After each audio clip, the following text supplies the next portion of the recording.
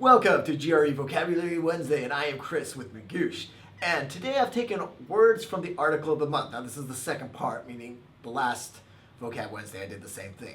This time the words are a little bit on the easier side, though maybe one or two you might not know. So pay attention, starting with eradicate. Eradicate is a word that means to destroy completely. The emphasis is on completely. You want to root out something. So if you have a bug infestation in your home and you wake up, there are ants all over my body. You want to eradicate those ants, meaning you want each and every one of them gone. You don't want to just kill most of them. That's the word decimate. It means to kill one in every 10. You want to eradicate. So no more ants crawling all over your body. Next we have anecdote. Anecdote is a short, amusing story. You oftentimes hear a personal anecdote. That's when someone tells a short, amusing story about themselves. So there's this one time, I was hanging out with my friends and blah, blah, blah. And usually an anecdote has a little instruction, a kind of a point at the end of it. So it's a story that you're telling for a reason. So anecdote. Next we have temperate.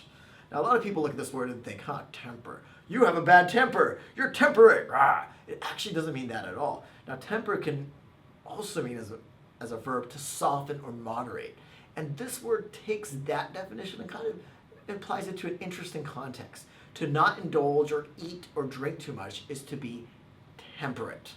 So if you are intemperate, that means you drink way too much alcohol, milk, whatever it may be, and you eat too much, all you can eat buffet kind of thing.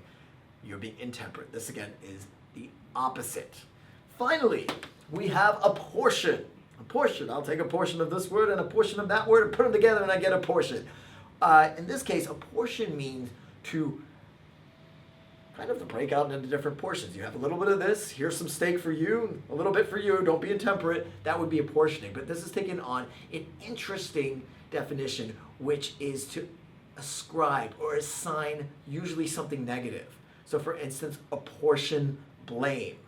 Right now, there's a lot of people apportioning blame who are running for president. They're saying these people are bad, and then the other candidate points at that guy, no, you're the bad guy. And again, they're apportioning or assigning blame or some negative attribute to somebody else.